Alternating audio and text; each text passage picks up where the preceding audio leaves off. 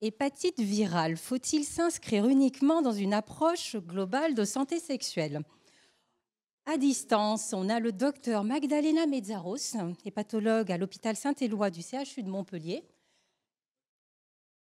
et le professeur Thierry Troussier, médecin de santé publique et sexologue titulaire de la chaire UNESCO Santé sexuelle et droits humains, et Tariq Assela, le professeur Tariq Bonjour. Assela, donc de l'hôpital Beaujon-Clichy.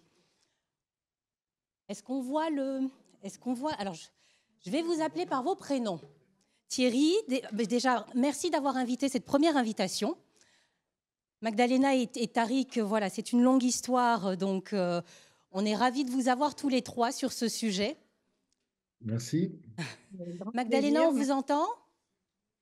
Oui, C'est je vous entends bien. c'est parfait, c'est parfait, c'est parfait. Écoutez, je vais revenir encore sur le titre de Thierry, Santé sexuelle et droits humains. Moi, ça m'a beaucoup enthousiasmé, ça m'a beaucoup inspiré avec cet organe qu'on veut porter, cette santé globale qu'on veut porter, cet aspect médico, social, psychologique. Et Magdalena, vous l'avez dit, hein, le sujet qu'on vous pose, il y a plusieurs discussions possibles. Donc, nous allons essayer, vous allez essayer de prioriser. On a échangé avec vous quelques éléments de cadre, quelques éléments d'actualité hein, qui nous tiennent à cœur. Donc déjà, donc santé sexuelle, donc SOS hépatite et santé sexuelle, oui, bien sûr. Donc de rappeler les 5 branches de la santé humaine, la santé sexuelle, mais aussi la vie sociale, la vie affective, l'équilibre psychologique, la santé physique. Donc voilà, ça fait partie de la vie de tout le monde. Et donc déjà, pour Monsieur et Madame tout le monde, c'est un sujet qui est sensible.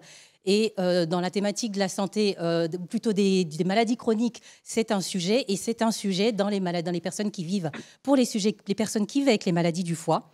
Donc il y a cette dimension. Il y a la réalité des inégalités socio-économiques et sanitaires dans les maladies du foie qu'on a posées. En termes d'actualité, depuis le 1er septembre, donc, on a pour les jeunes de moins de 26 ans, dans les laboratoires sans ordonnance, la possibilité de se faire dépister, en plus du VIH, c'était le dispositif historique, l'hépatite B, mais aussi les gonocoques, les chlamydiés, la syphilis. Donc, de rappeler aussi donc, que l'hépatite B, c'est une IST, mais pas que, elle se transmet par le sang. Donc, c'est vrai qu'on l'oublie et par rapport à certaines personnes, ben, voilà, ça augmente beaucoup la stigmatisation. Et de rappeler aussi que l'hépatite C, ben, ce n'est pas du tout une IST. Voilà, l'hépatite C ne se transmet que par le sang. On en a parlé ce matin. Avant de vous laisser la parole, ben, en termes d'actualité, on a eu la publication mercredi du rapport Sexualité des Français de l'ANRS avec l'implication de l'INSERM, la NRSMIE, l'INSERM, Santé publique France. Et je disperse à nouveau parce que c'est dans les chiffres qu'on a commencé à publier, on attend plus de données. On nous donne à nouveau des chiffres sur le taux de couverture vaccinale, notamment sur les jeunes de 15 à 29 ans. Donc avec des différences entre les hommes et les femmes. Au niveau en termes d'IST, donc il y a l'hépatite B, il y a aussi la vaccination contre le HPV, donc les différences du coup entre les hommes et les femmes. Donc voilà, les sujets sont nombreux. Magdalena, est-ce que vous voulez commencer est-ce que vous voulez commencer à prendre la parole? Oui, oui, merci. Déjà, merci pour cette invitation. C'est vraiment un grand plaisir. C'est avec grand plaisir que je suis là, même si malheureusement, je ne pouvais pas être là physiquement. Alors, je vais partager avec vous mon écran. Vous me dites si cela marche, parce que je voulais commencer peut-être parce qu'on appelle des généralités, mais peut-être pour faire aussi un peu un rappel des principales données. Alors, je vais partager mon écran là, si ça marche. Hop, partager.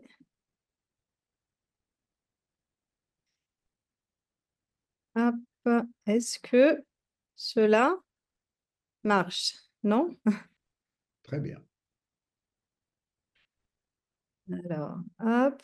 Parce que voilà, la question, je trouvais qu'elle était Ça pouvait susciter énormément de discussions, mais déjà par quoi commencer? Je voulais commencer déjà par des généralités, mais juste rappeler, comme on a eu cette année le rapport de l'OMS, donc les hépatites virales, ça représente un vrai problème majeur de santé publique. Et donc, selon ce dernier rapport, tous les ans, il y a plus d'1 million de décès en lien avec les hépatites. Après, si on se penche un peu sur la France, donc la prévalence, bien sûr, on est un pays à faible prévalence, mais quand même, ça touche la prévalence du portage de l'antigène HBs chronique, donc c'est 0,3% dans la population générale. La prévalence de l'hépatite C virémique, d'après Santé publique France et d'après le dernier rapport Coquelicot, c'est 0,3% population générale, mais comme vous le voyez, 20 fois plus élevé, enfin 10% chez les personnes qui sont des usagers de drogue. Et avec des personnes, bien sûr, qui n'ont pas accès au traitement et qui ne sont pas forcément diagnostiquées.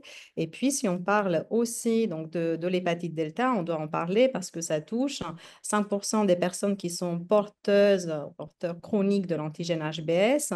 Mais cette prévalence est significativement plus élevée en population à risque. Donc, c'est les usagers de drogue, les travailleurs du sexe, les personnes qui vivent dans des pays à forte endémie. Et puis, oublions pas que c'est la plus sévère des hépatites, donc le fait d'avoir une hépatite delta, ça augmente le risque de faire plus rapidement une cirrhose et d'avoir un carcinome hépatocellulaire.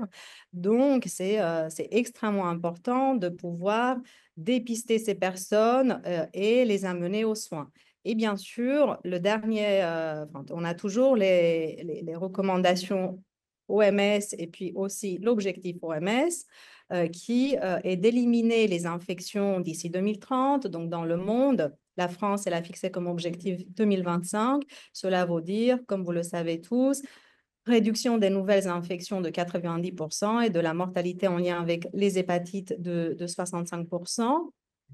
En France, on est bien. On a fait beaucoup de progrès. Donc, c'est toujours donc, les chiffres de santé publique et puis aussi les chiffres de l'Observatoire Polaris. Mais encore une fois, c'est des estimations. En France, on a fait beaucoup de progrès. On a amené beaucoup de personnes vers le traitement, mais on a encore du travail à faire. Il faut continuer les actions. Il faut toujours faire du dépistage. D'amener aux soins et de surtout donner un accès à toutes les personnes parce que des défis donc, existent toujours, parce qu'on a beaucoup de populations qui maintenant sont les populations oubliées. Il reste encore des patients qui sont des patients à diagnostiquer et à traiter. Donc, il y a un vrai enjeu de pouvoir donc amener au diagnostic et au traitement ces patients. Et comme vous le voyez ici, on a beaucoup de travail à faire en termes de programmes de prévention et réduction des risques. Cela touche notamment les personnes usagers de drogue. Parce que, encore une fois, voilà les chiffres, c'est une méta-analyse qui a inclus plus de 10 000, enfin plus de 11 000 patients, qui montrait que chez les personnes qui étaient guéries de l'hépatite C, 5 ans après, quand même, le taux de réinfection était significativement plus élevé chez les personnes à risque, donc chez les usagers de drogue, et aussi chez des personnes qui avaient des pratiques à risque, comme les co-infectés VIH ou les hommes qui avaient des relations sexuelles avec les hommes. Comme vous le voyez ici, le risque peut aller jusqu'à 21%, donc de réinfection à 5 ans. Donc, il y a un réel enjeu d'amener aux soins et donc d'aller vers ces populations qui sont souvent les populations les oubliées, comme j'ai dit, les usagers de drogue, les personnes qui n'ont pas d'abri, les migrants, les personnes en grande précarité, les personnes qui sont privées de liberté.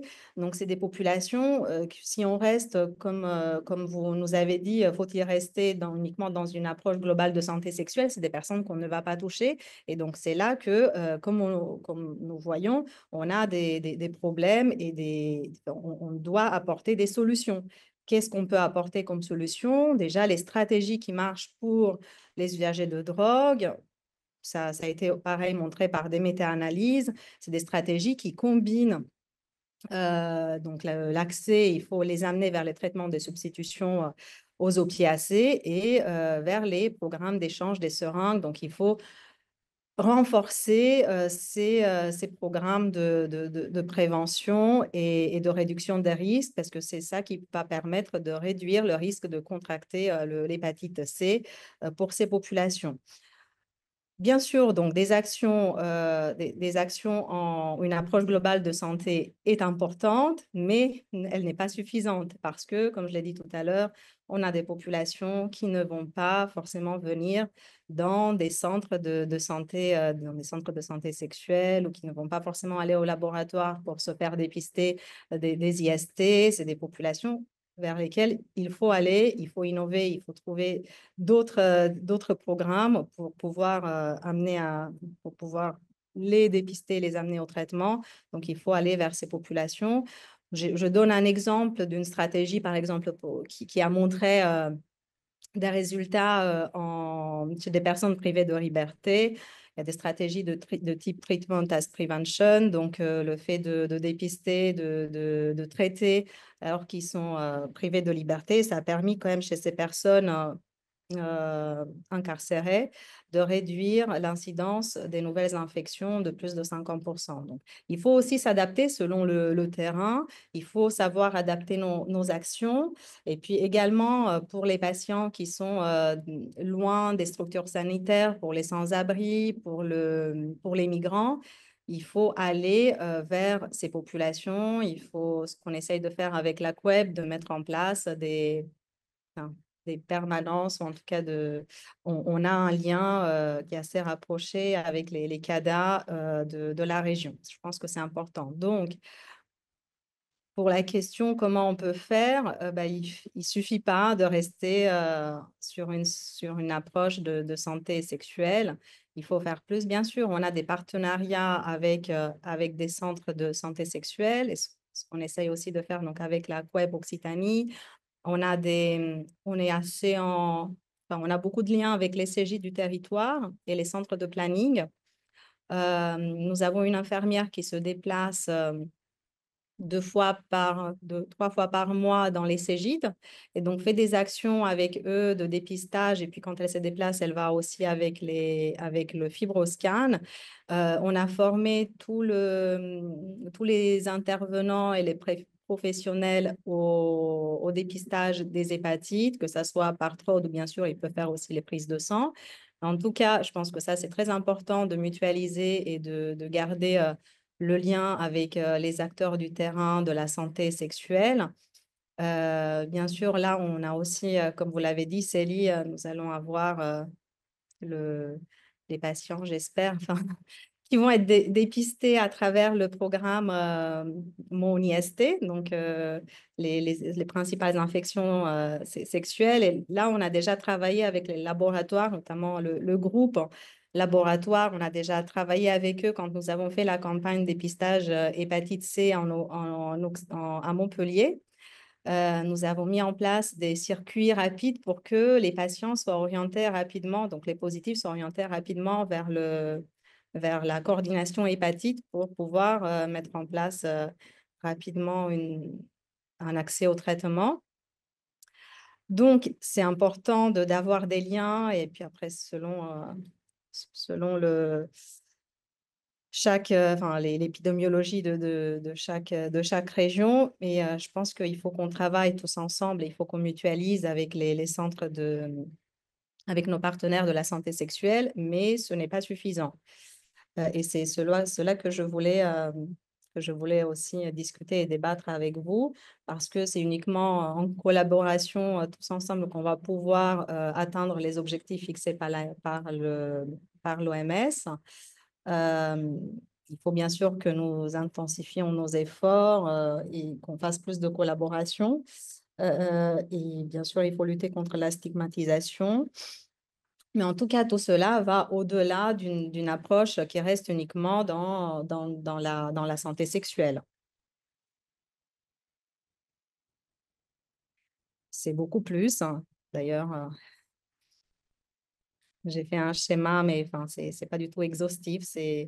On a encore beaucoup de travail. Il faut pas oublier nos populations les plus à risque.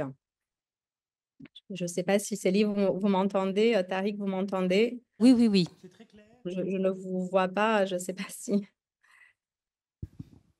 On t'entend très clairement et ta présentation, on la voit très bien. Donc merci pour ton exposé très clair qui introduit au fait la discussion globale qu'on aura à la fin tous ensemble, une petite table ronde.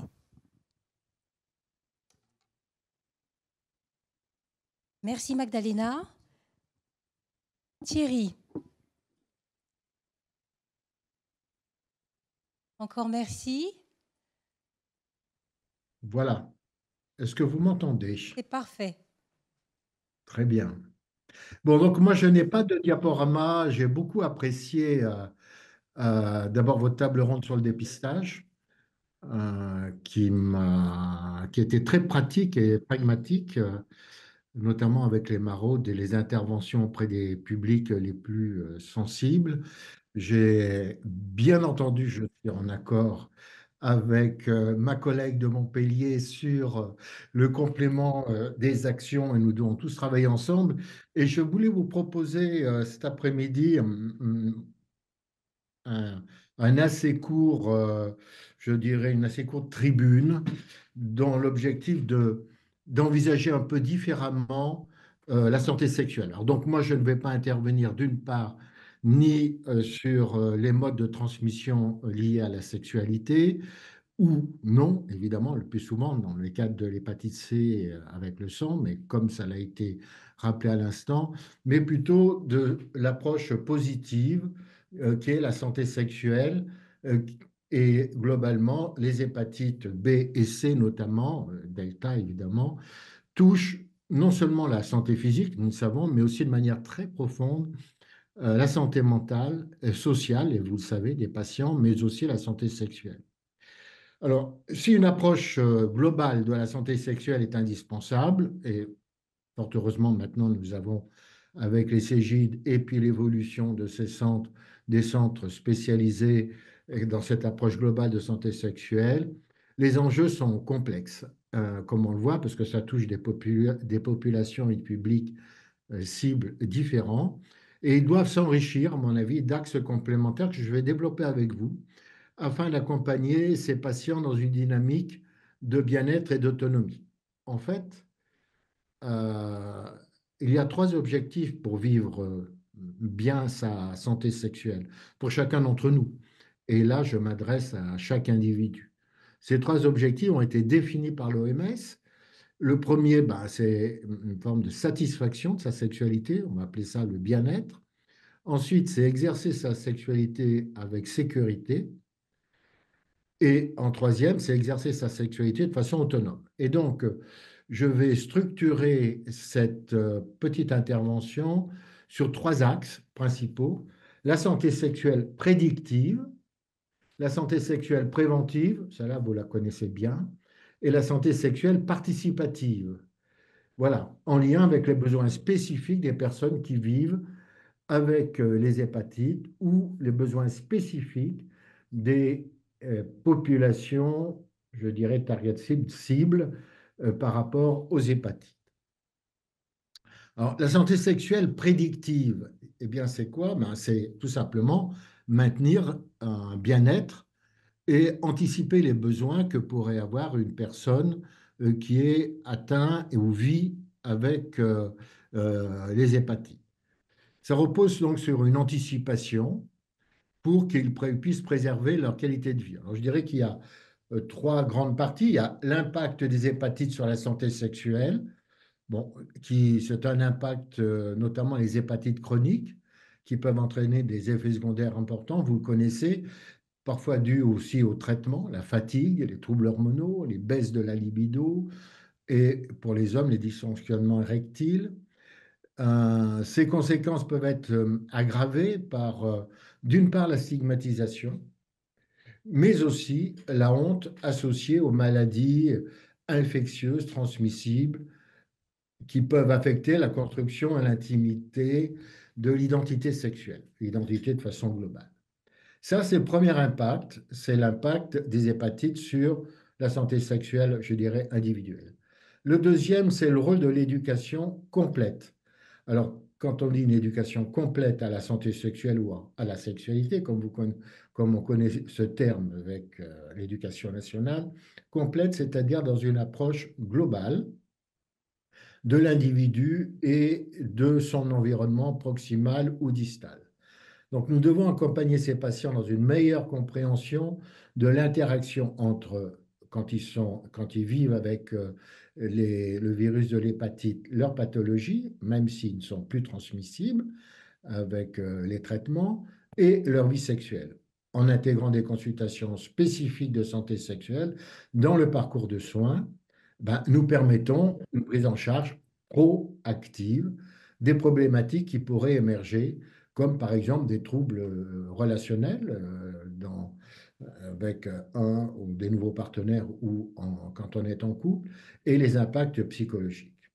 Ensuite, vous avez le rôle des professionnels de santé et des bénévoles, dont une grande partie font partie certainement de ces journées, de ces 2 jours de réunion. Il faut toujours penser, à mon avis, aux bénévoles, car les bénévoles, ils ont aussi besoin de soutien, ils ont aussi besoin d'auto-soins, ils ont aussi besoin de formation adaptée à eux. Alors, les valeurs fondamentales de respect, de tolérance, de non-discrimination doivent guider les pratiques de santé sexuelle. Le stigmate social lié aux IST et aux hépatites empêche souvent les individus de consulter, ça c'est important, c'est une forme de discrimination, et d'obtenir des dépistages appropriés, ciblés, engendrant des risques de transmission quand, évidemment, ceux-ci ne sont pas dépistés puis traités.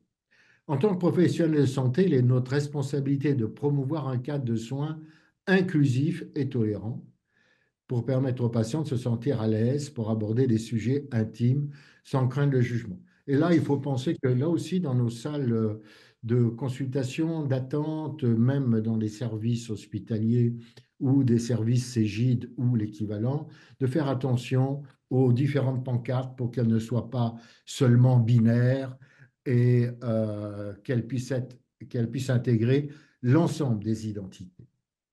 En effet, chaque interaction avec le patient représente une occasion de promouvoir la tolérance, de normaliser le dépistage des IST et des hépatites et de valoriser la diversité des parcours et des orientations sexuelles. Alors maintenant, elles peuvent se faire, comme ça vient d'être dit, directement, sans prescription dans les laboratoires. Là aussi, il y a un accompagnement à assurer, il y a à normaliser ce dépistage en intégrant justement le respect et la dignité de chacun, quelle que soit son identité sexuelle. Pour y parvenir, les professionnels de santé doivent donc recevoir des formations adéquates, comprenant d'une part la sensibilisation aux enjeux des minorités, je dirais, ou des groupes vulnérables, ainsi que des formations sur les techniques et les outils de communication, notamment ce qu'on appelle nous maintenant la brève communication relative à la sexualité qui succède aux techniques de counseling qui étaient peu efficaces, notamment dans le cadre de l'évolution des comportements quand on veut les modifier.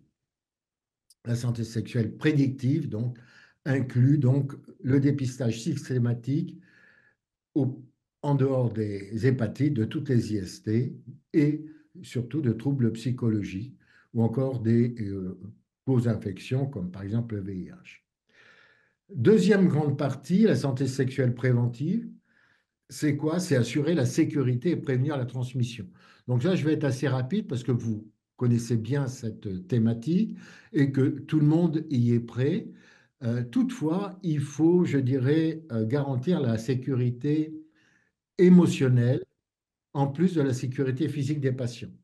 En effet, la prévention de la transmission, certes, est importante pour réduire la transmission au sein de la vie intime de ces patients, mais surtout, il faut gérer les peurs et les tabous, lever les tabous autour des hépatites, souvent perçues uniquement comme des maladies contagieuses, alors que la transmission sanguine, on le sait bien, est un facteur important.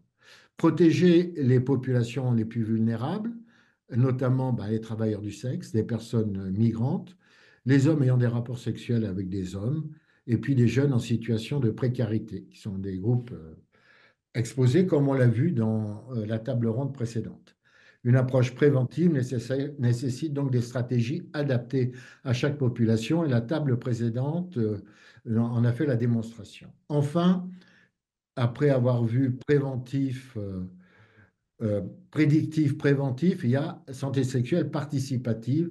Et là, j'insisterai. Il y a bien longtemps que je n'utilise plus le terme de patient, même si ça a été encore utilisé là, mais de personnes accompagnées, de personnes autonomes, pour qu'il y ait une prise de contrôle sous son propre contrôle de sa propre santé, et notamment de sa santé sexuelle. Alors, la première, c'est une co-construction des parcours de soins, notamment autour des hépatites. Ce n'est pas seulement les professionnels qui doivent s'organiser en intersectionnalité ou en transdisciplinarité, comme on vient de le faire appel à la dernière communication, mais c'est aussi les patients ou les personnes accompagnées qui doivent dire aussi quels sont leurs besoins et les personnes qu'elles ont besoin de rencontrer. Et ça peut passer, par exemple, par de l'éducation thérapeutique, ça peut passer par des entretiens de père aidance, comme on dit, c'est-à-dire de personnes accompagnées qui ont déjà vécu avec l'hépatite C ou l'hépatite D et qui peuvent aider de nouvelles personnes qui vivent avec. Renforcer l'estime de soi et lutter contre la stigmatisation est un point extrêmement important qui, pour moi, fait partie de l'auto-soin des personnes que l'on accompagne et qui est recommandé aussi par l'OMS.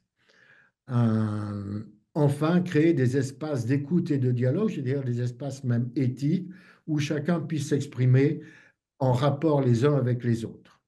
Au total, j'ai fini. Cette approche complémentaire intègre l'application des droits humains. C'est pour ça que mon titre « Incuber les droits humains ». Pour répondre aux défis des épidémies virales, notamment dans le cas des hépatites, cette approche globale de santé sexuelle en lien avec les droits humains est essentielle et elle doit s'enrichir de ses dimensions prédictives, préventives et participatives. Il ne s'agit pas de prévention primaire, secondaire et tertiaire, là. On est à un autre niveau. En agissant simultanément sur ces trois axes que je vous ai présentés, on contribue à améliorer la qualité de vie de nos patients, à réduire les inégalités, à préserver le bien-être non seulement physique, mental, émotionnel et social ou relationnel. Votre rôle en tant que professionnel de santé ou en tant que bénévole, c'est de transformer chaque entretien, chaque rapport, chaque consultation en une opportunité de prévention et de dépistage des hépatites. En somme, permettons cette articulation inconditionnelle de la santé sexuelle et des droits humains en luttant pour une société inclusive et tolérante dans laquelle la sexualité humaine est respectée et protégée. Voilà les quelques mots que je souhaitais partager avec vous et j'espère pourront nourrir notre débat. Merci pour votre attention. Merci beaucoup Thierry. Je laisse à présent la parole à Tariq. Merci. J'ai beaucoup apprécié l'exposé de Magdalena et puis le professeur Troussier qui nous a bien expliqué la santé sexuelle et je trouve que c'était très enrichissant, je pense que pour tout le monde. Merci. Alors quelques mots aussi. Donc on est tous là parce qu'il y a beaucoup de personnes dans le monde qui ont l'hépatite B, l'hépatite C. On dit qu'il y a à peu près 300 millions qui ont l'hépatite B, un tiers en Afrique, un tiers en Asie, un tiers dans le reste du monde. Il y a peut-être 70 millions, 50 à 70 millions qui ont l'hépatite C. On sait qu'une très grande majorité n'ont pas été dépistés, n'ont pas accès au traitement, ne sont pas traités. Donc il y a un grand risque de cancer du foie, de mortalité. On sait aussi qu'avec l'augmentation de l'obésité, de la consommation d'alcool, il y a ce risque accentué. Alors la santé sexuelle, c'est un sujet très important. Et je trouve qu'avant, c'était un sujet un peu tabou. Moi, je ne me rappelle pas avoir eu de cours de santé sexuelle quand j'étais étudiant en médecine.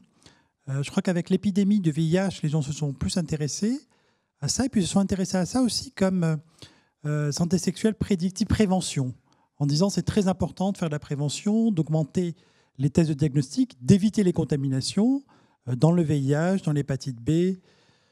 C'est moins fréquent dans l'hépatite C. Et c'est vrai qu'on a été un peu surpris aussi des nouveaux sondages qui montraient l'utilisation de préservatifs chez les adolescents qui diminuait, l'augmentation des infections sexuellement transmissibles en France et dans de nombreux pays, avec le fait que finalement maintenant on avait des traitements efficaces finalement qui diminuent la mortalité et qu'on avait un peu banalisé quelques infections chroniques, d'où l'importance toujours de cette prévention, du dépistage, de prendre un temps de discussion, tant qu'on ne prend pas tellement aussi pour la santé sexuelle participative, de mieux écouter les patients, de discuter pour qu'ils aient une approche globale de bonne santé. Alors moi, là où le titre m'avait interpellé, et je remercie aussi SOS Hépatite et Frédéric de m'avoir éclairé là-dessus, c'était hépatite virale, il faut aussi s'inscrire uniquement dans une approche globale de santé sexuelle, uniquement. Et au fait, le truc que je trouve, c'est que beaucoup de personnes prêchent un peu pour ce qu'ils ont vécu, c'est normal, pour leur expertise, c'est normal. Et dans le VIH, par exemple, on a dit toujours la prévention est essentielle, et on a dit il faut faire des diagnostics, c'est très important, il faut dépister, il faut éviter les contaminations. Mais il y a une approche globale, c'est aussi une approche pour toutes les personnes qui ont déjà la maladie, de dire que faut-il faire pour éviter que cette maladie progresse aussi.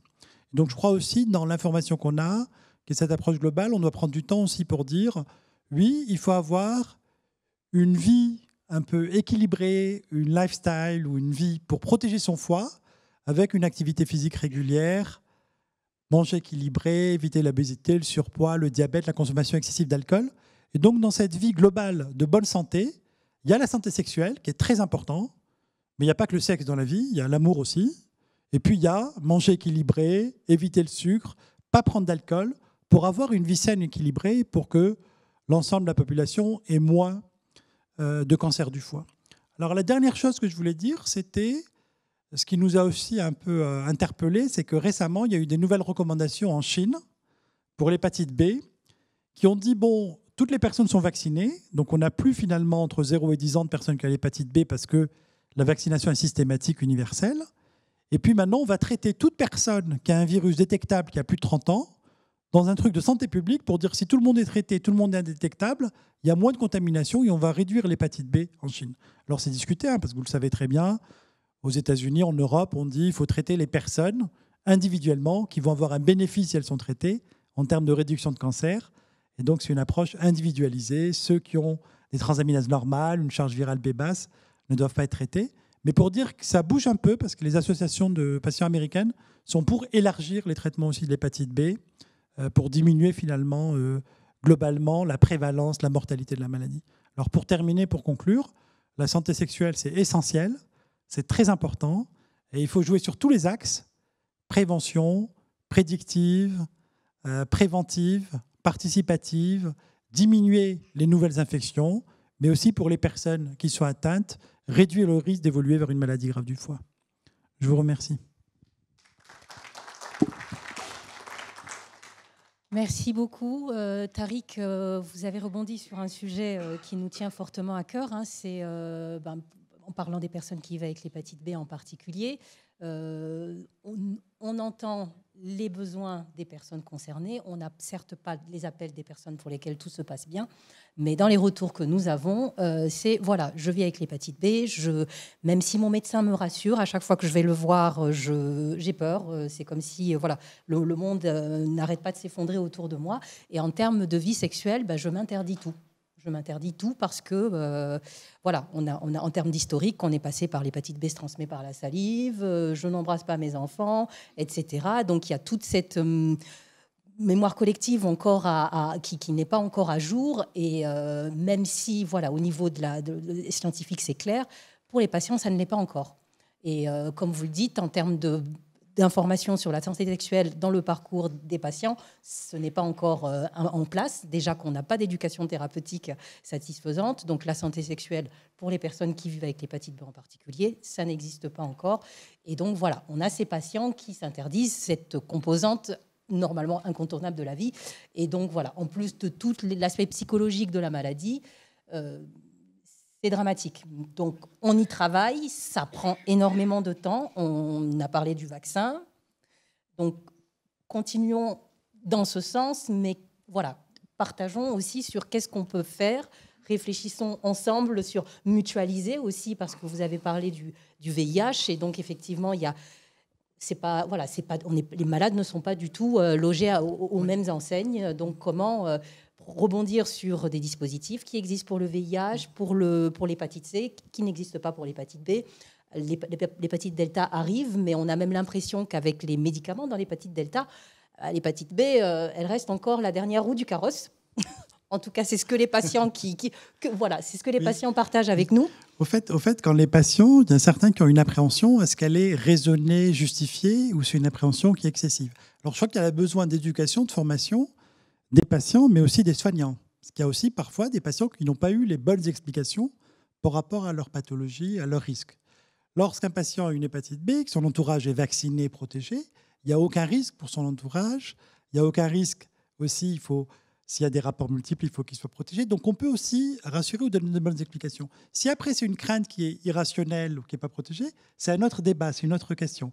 Mais si vous voulez, il y a des gens qui vont s'interdire certaines choses qui ne reposent pas sur des faits objectifs. Si une personne dit, voilà, j'ai l'hépatite B, donc je m'interdis d'avoir une famille ou des enfants, on peut dire non, il y a énormément de gens qui ont une famille, qui ont des enfants, qui vivent normalement, qui ont une vie normale. Et donc, c'est parfois des craintes non justifiées qui peuvent se lever par de la formation, des entretiens, par du temps, par de l'explication. Mais on se rend compte que beaucoup de patients n'ont pas pu bénéficier de ces explications. Et juste pour le dernier court commentaire, parce que je laisse la parole à nos experts qui sont ici avec nous, pour le delta et le B, c'est que les gens essayent de beaucoup de recherches pour guérir l'hépatite B, pour guérir l'hépatite D. Et dans la recherche, il y a besoin donc de beaucoup de gens, d'investissement, de recherche, de réflexion. Mais parfois, il y a un médicament qui peut arriver un peu plus vite pour le D que pour le B. Mais la recherche se fait pour toutes les pathologies, bien sûr.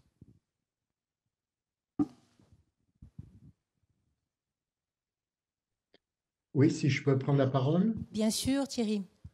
Bon, je vais compléter ce qui vient d'être dit. L'information ou le counseling, ce qu'on appelait à l'époque, s'est avéré insuffisant. C'est un travail que nous avons fait à l'OMS entre 2010 et 2015.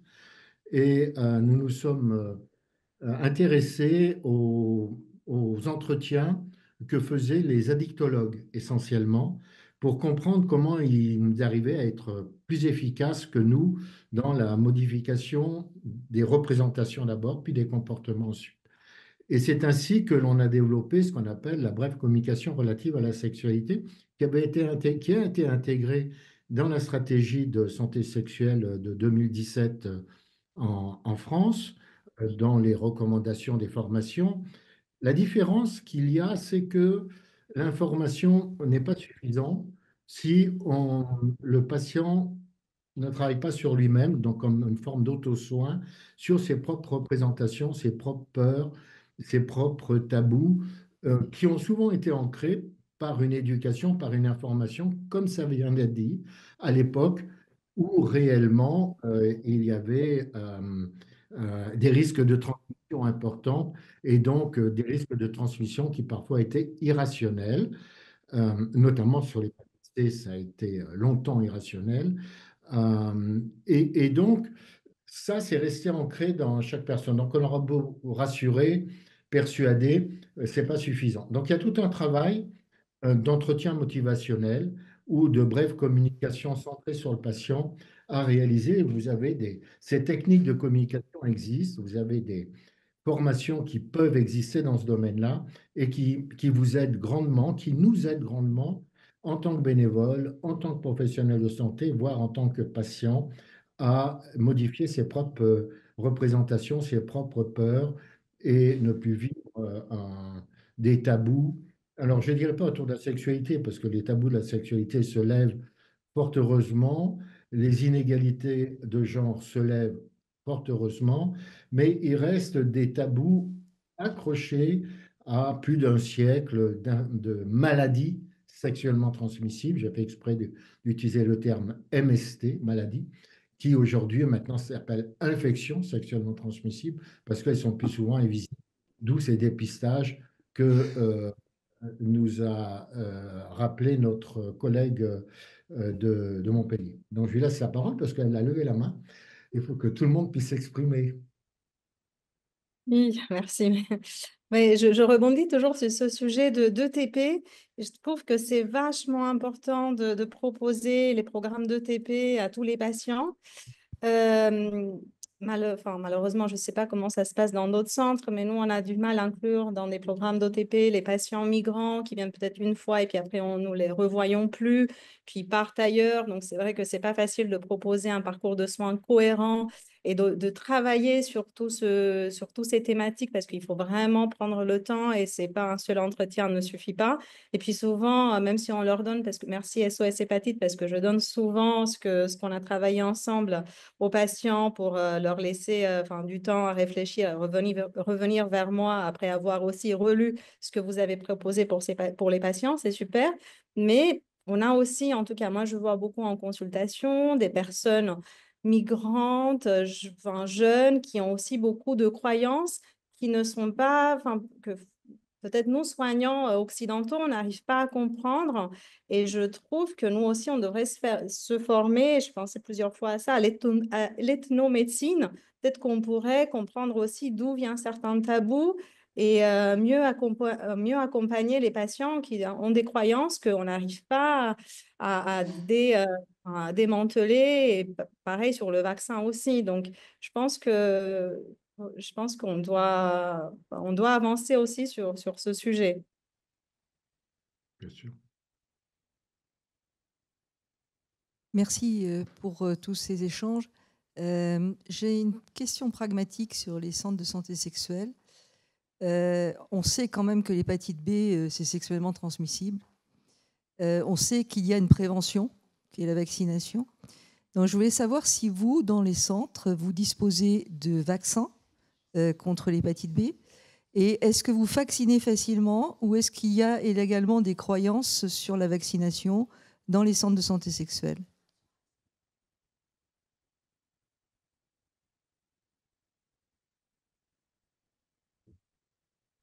Oui, moi je ne peux même, c'est moi-même qui ai mis en place ces centres de santé sexuelle et Cégide.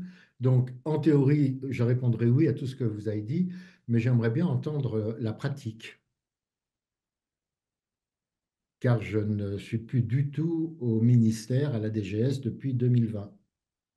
Parce qu'effectivement, je ne sais pas si vous avez entendu Madame Metzaros, la question c'était est-ce qu'il y a encore des gens qui sont, même en centre de santé sexuelle, lorsqu'on les a dépistés, qui sont négatifs, qu'on veut les vacciner, vous disposez du vaccin, est-ce qu'ils sont opposés à la vaccination ?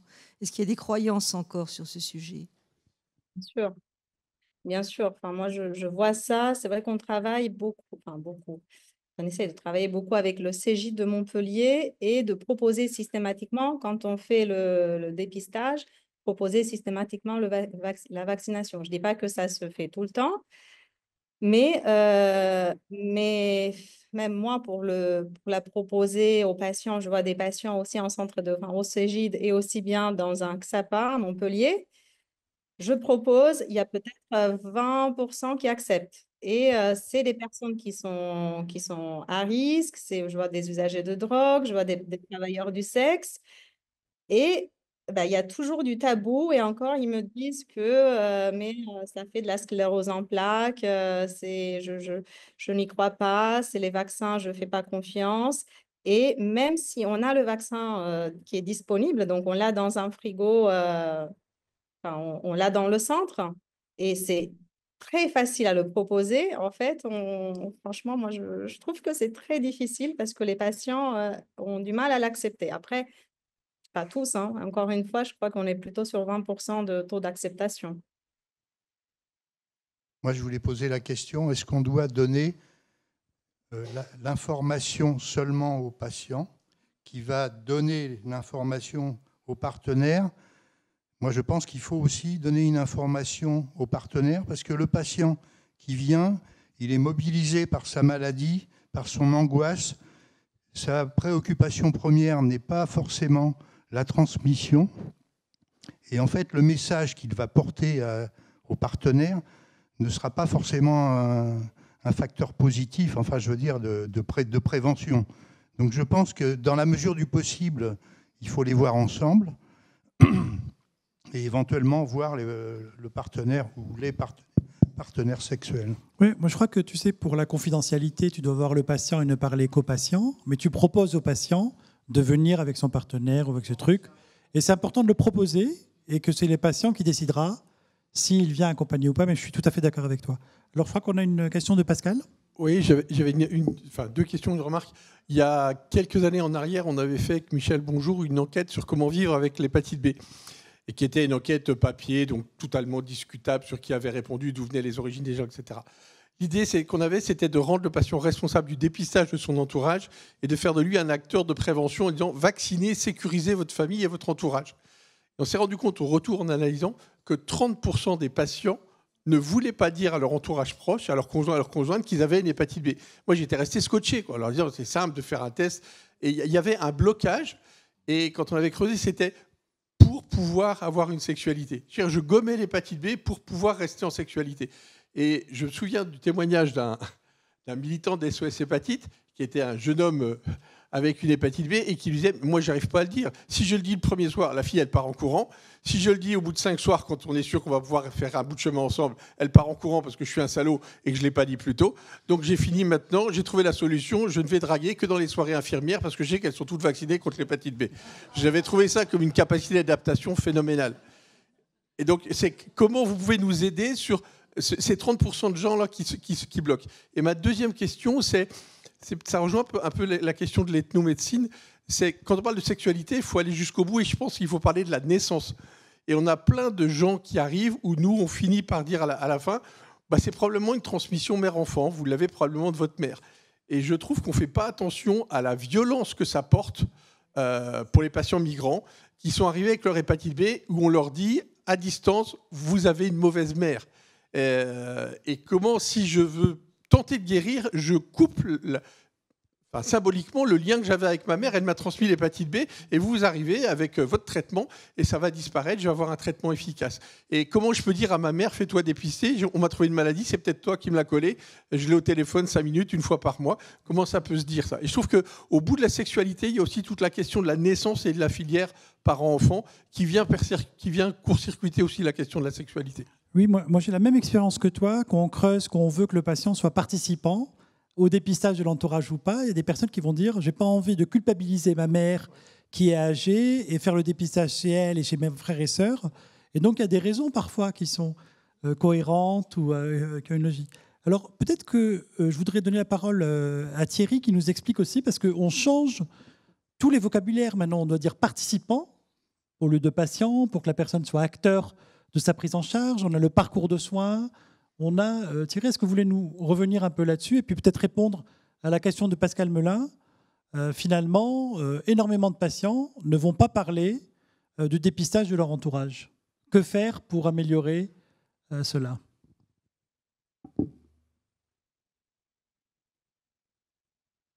Excusez-moi, votre micro est muté, on ne vous entend pas. Voilà. J'ai remis le micro. Je ne pense pas que je vais apporter beaucoup de miracles.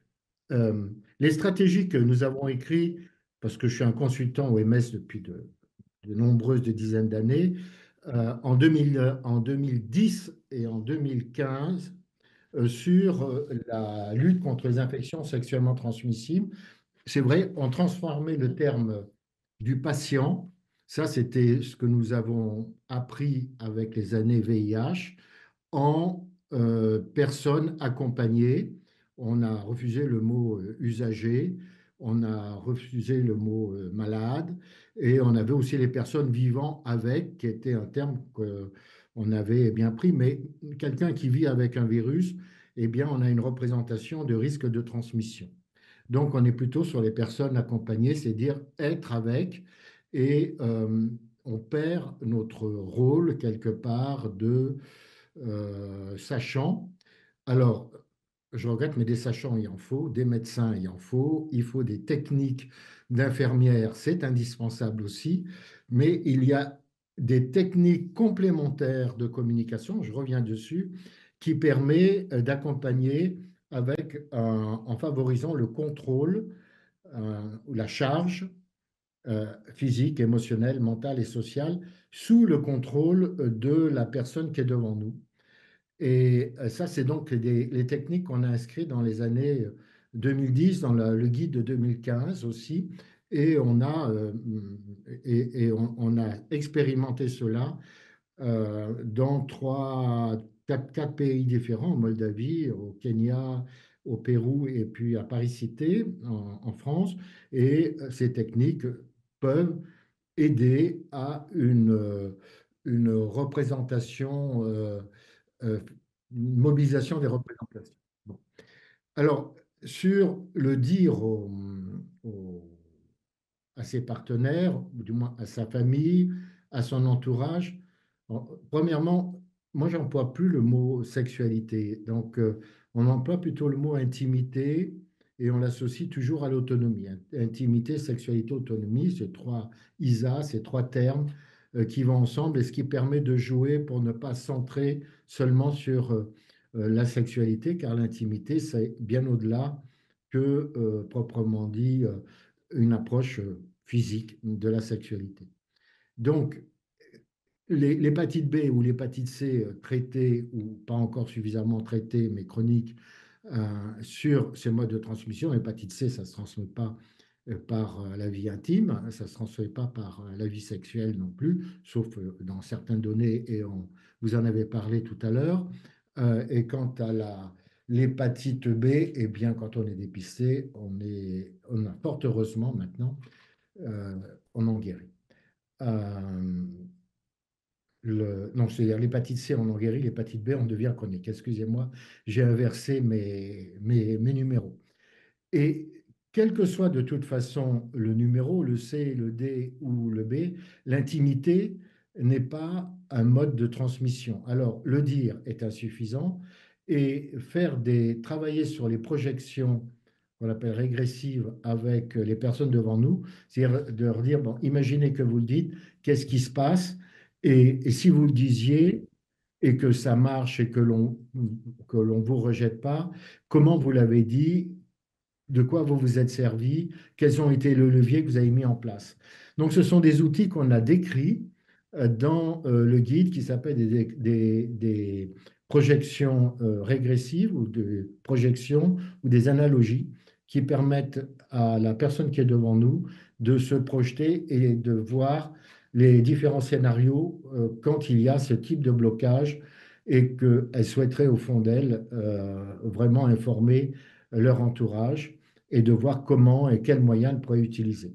Un peu plus long que la brève communication, je le reconnais, c'est ce qu'on appelle les entretiens motivationnels, mais la plupart d'entre vous connaissent ce type de technique. Juste pour rebondir sur ce que vous dites, donc Frédéric Chaffray, au service expert hépatite de Strasbourg, donc on a bien dit que l'hépatite C n'est pas sexuellement transmissible. Donc quelle est vraiment sa place dans la stratégie nationale de santé sexuelle si elle n'est pas sexuellement transmissible? Est-ce qu'elle a une place ou pas?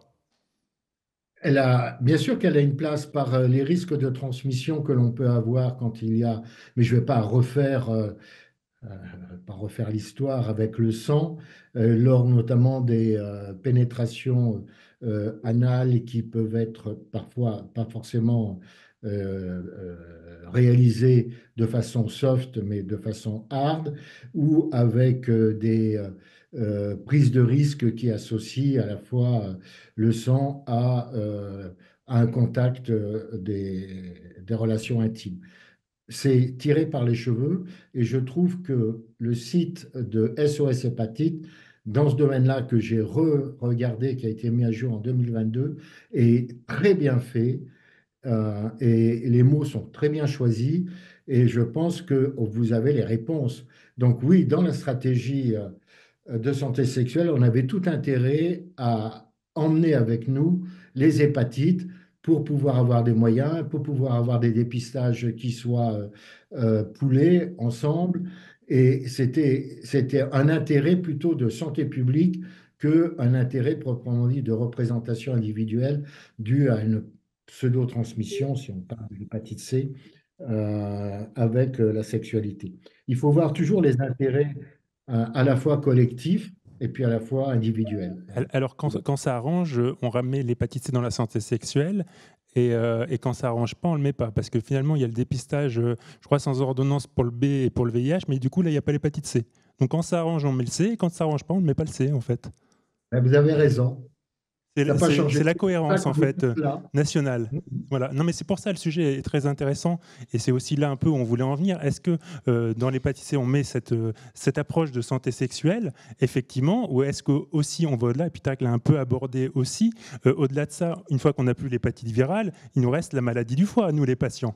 Donc, comment dans cette stratégie de santé sexuelle s'intègre la prise en compte, finalement, de la maladie du foie? Eh bien, ça a été très bien répondu par notre collègue qui est avec vous sur place en disant qu'il n'y a pas que la santé sexuelle, il faut avoir une approche beaucoup plus globale de santé dans laquelle on associe l'alimentation, les addictions, l'alcool, le sport, l'activité physique, pour ne pas parler de sport, plutôt l'activité physique, qui fait que c'est une approche globale. Et c'est vrai que dans la stratégie de santé sexuelle 2017, cette approche globale n'était pas encore à mon avis, suffisamment intégrée, ni celle des droits humains. Pour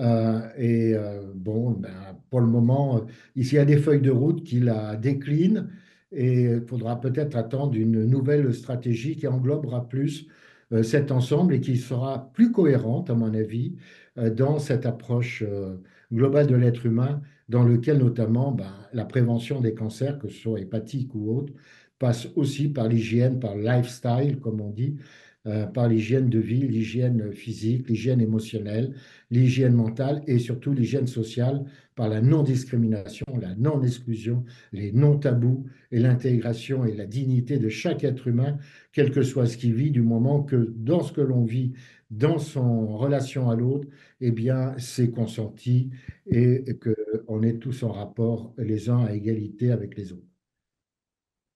Je reconnais que c'est des belles phrases, mais de façon pratique, ça s'écrit maintenant dans les stratégies et c'est assez bien mis dans les stratégies OMS et notamment dans la dernière qui a été déclinée en 2022 sur les IST. Merci. On a une question à distance. Carmen? Oui, bonjour. Alors moi, c'est un retour de terrain dont j'aimerais faire part justement pour l'hépatite C, transmission par le sang. Il y a quand même des cultures qui ont des relations sexuelles durant les menstruations.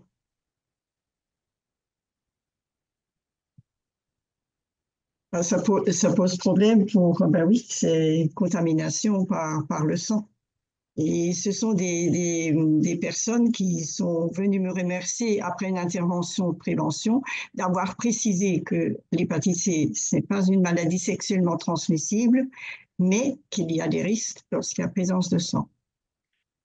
Tout à fait, mais je confirme que sur le site de SOS Hépatite, c'est très bien expliqué que les personnes qui désirent ou qui ont des rapports sexuels pendant les menstruations, eh bien, et qu'ils sont porteurs du virus, l'utilisation du préservatif interne ou externe est plus que recommandée, est indispensable.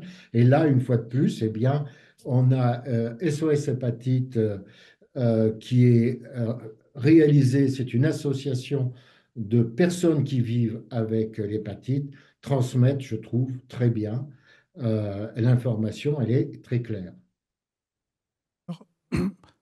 Oui, alors pour la pratique, parce que ce qui est difficile, je trouve, en consultation, on a tous beaucoup d'activités, beaucoup de monde, c'est que les addictologues nous disent qu'il faut l'entretien motivationnel, parler de l'alcool, la santé sexuelle, il faut parler de la santé sexuelle, il faut parler du sport, il faut parler du diabète.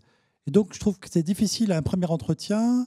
Bonjour, combien de rapports sexuels avez-vous? Prenez-vous de l'alcool et faites-vous du sport? Donc, comment vous abordez ça en entretien motivationnel? Et puis surtout, il faut arrêter de fumer.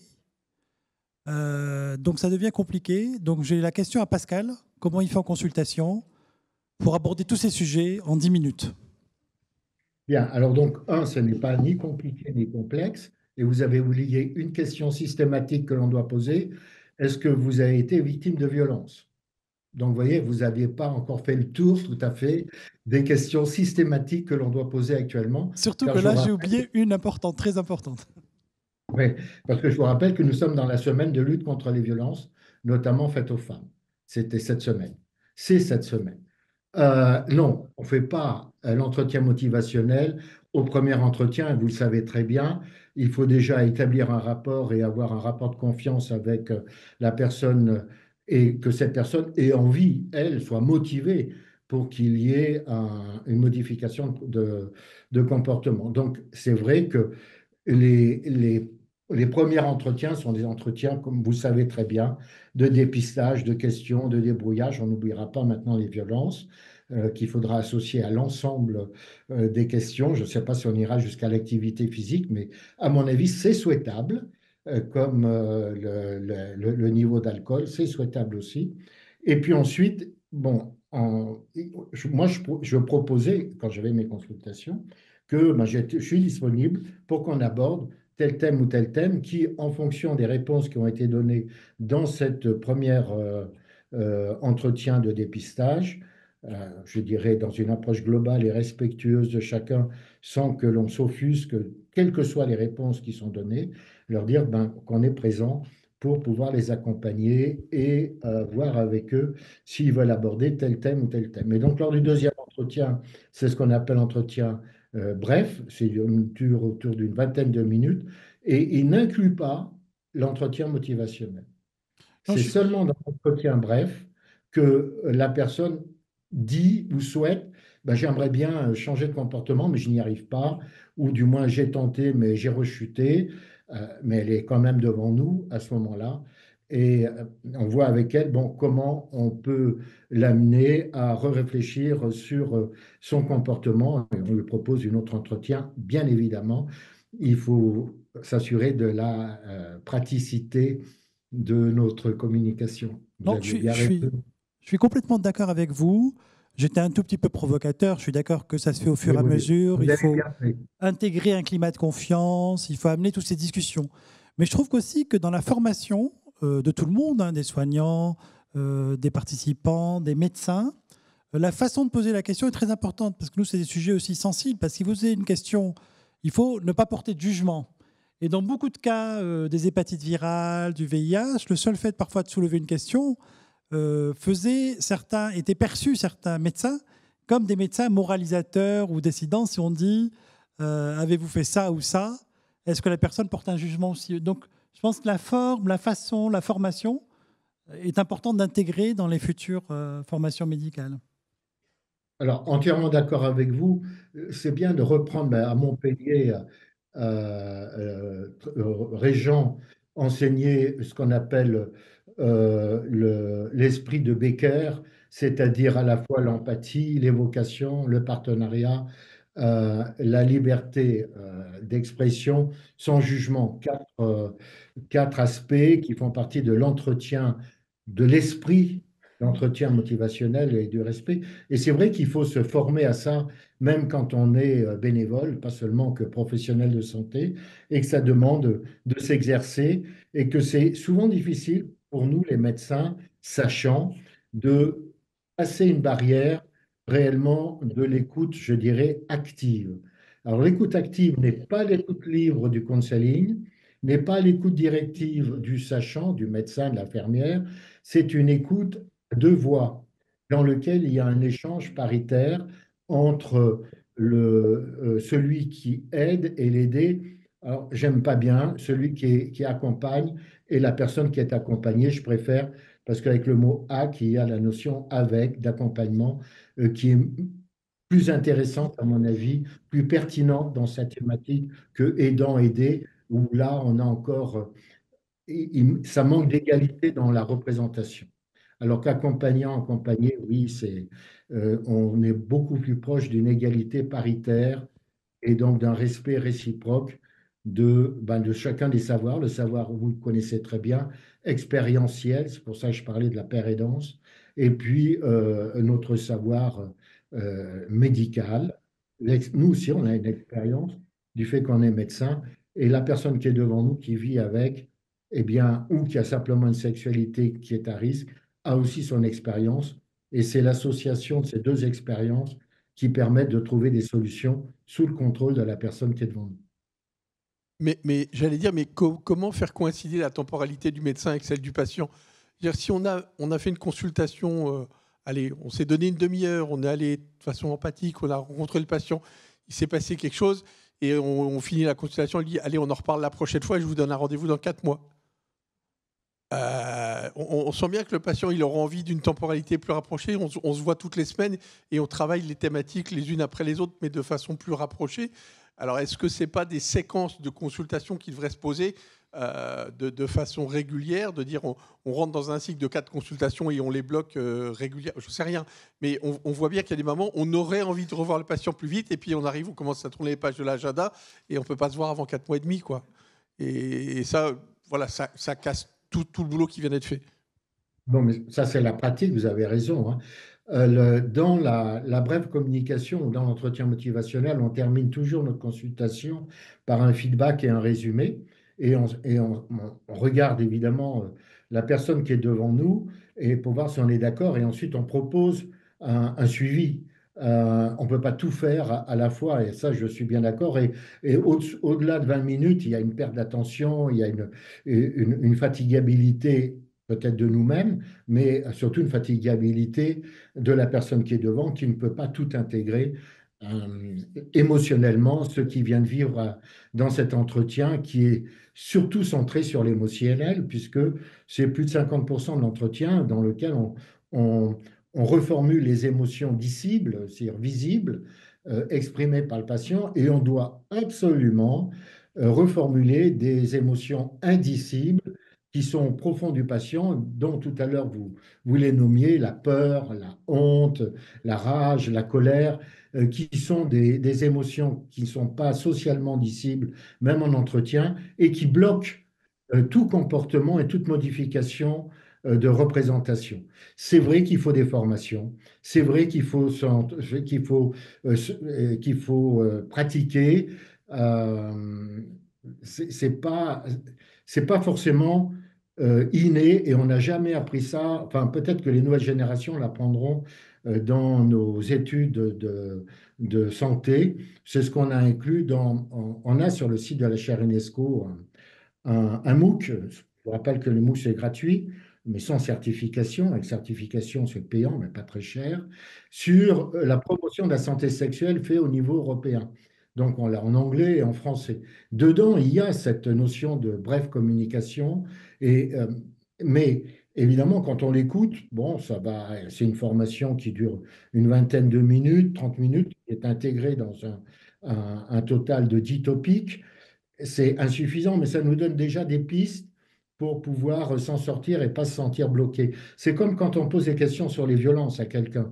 Si on n'a pas une solution, quand la personne nous répond oui ou oui peut-être, ou peut-être qu'on pourra en parler la prochaine fois, si on n'a pas réfléchi à orienter ou avoir un soutien, il ne faut pas poser la question. C'est se mettre en danger soi-même en tant que professionnel ou bénévole, et mettre en danger en plus la personne qui est devant, qui va vous dire oui, j'ai subi ça. Évidemment, ça demande un travail. Ben, c'est comme la brève communication, ça demande d'être vraiment formé là-dessus. Voilà. C'est comme le counseling. Avant, c'était 360 heures le counseling. Maintenant, la brève communication, dans le guide qu'on a publié, c'est 21 heures. Non, mais il faut arriver à les mettre en pratique. Il y a pas, je sais bien que c'est difficile, mais on a tous besoin de formation. Merci beaucoup Thierry. Magdalena, est-ce que vous souhaitez rajouter quelques mots avant qu'on tente de conclure sur ce sujet pas sensible mais très important? Et voilà, il y a beaucoup de choses encore à travailler du côté des patients, du côté des professionnels, du côté du système qui tend à restreindre. Donc comment faire mieux et avec beaucoup moins de temps, de moyens?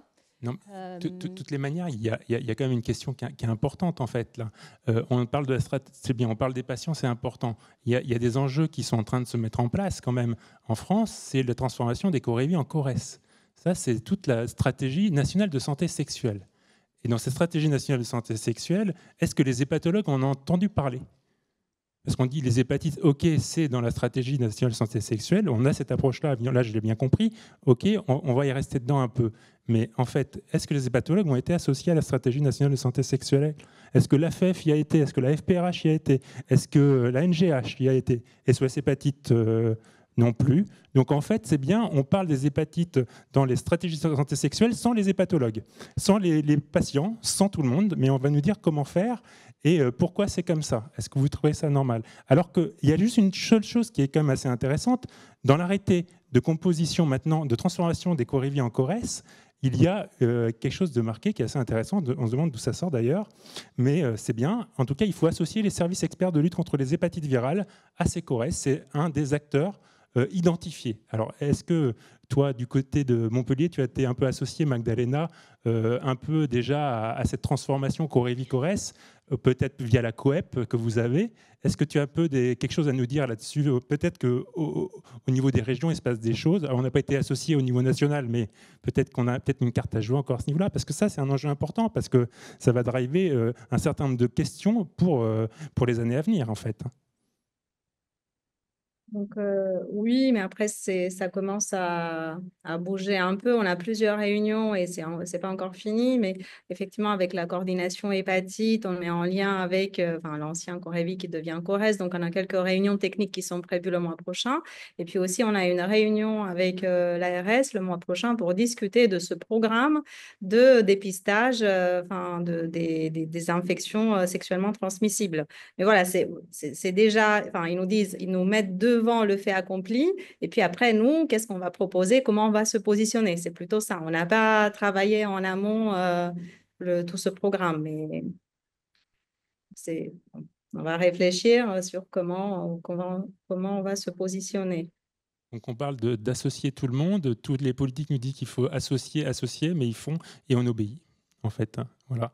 C'est ça la stratégie de santé sexuelle dans le pays. C'est la démocratie sanitaire made in France. Pascal, Frédéric, pour terminer, alors on peut, parce que c'est un sujet important, un sujet politique aussi, je vous sollicite pour conclure cette table ronde. Oui, c'est un sujet mais on a voulu mettre ce sujet aussi pour cette question-là, parce qu'on se retrouve poussé par des éléments nationaux, en fait, et on se dit, mais nous, est-ce qu'on a vraiment envie de se retrouver dans cette approche uniquement? Le uniquement était important dans la question de santé sexuelle. Non, au final, nous, en fait, ok, il y a l'hépatite B qui est sexuellement transmissible. Effectivement, il faut qu'on travaille sur ces questions-là. Et pas que. Et pas que. Et l'hépatite C, effectivement, on l'a dit, pour les quelques contaminations par voie sexuelle, par voie sanguine, mais le reste, pas du tout. Donc, effectivement, non. Et puis, il y a toute l'approche que je parlais tout à l'heure qui est super importante et vers laquelle on va de manière globale. C'est l'approche de la prévention du cancer du foie. En fait, s'intéresser à l'ensemble des maladies du foie, parce que, encore une fois qu'il n'y a plus les hépatites virales, il reste souvent pour les patients leur maladie du foie. Et il reste du coup de la fibrose, des cirrhoses potentielles, de la stéatose également, potentiellement des consommations d'alcool. Et en fait, tout ça, si on a une approche purement de santé sexuelle et qu'on rentre purement dans l'approche de santé sexuelle, on va passer à côté de tout ça. Et donc, en fait, on est sur une approche trop individualisée et pas assez globale, en fait. Il faudrait avoir une approche globale au niveau du foie, donc un plan maladie du foie qui intégrerait la santé sexuelle, et pas l'inverse, en fait.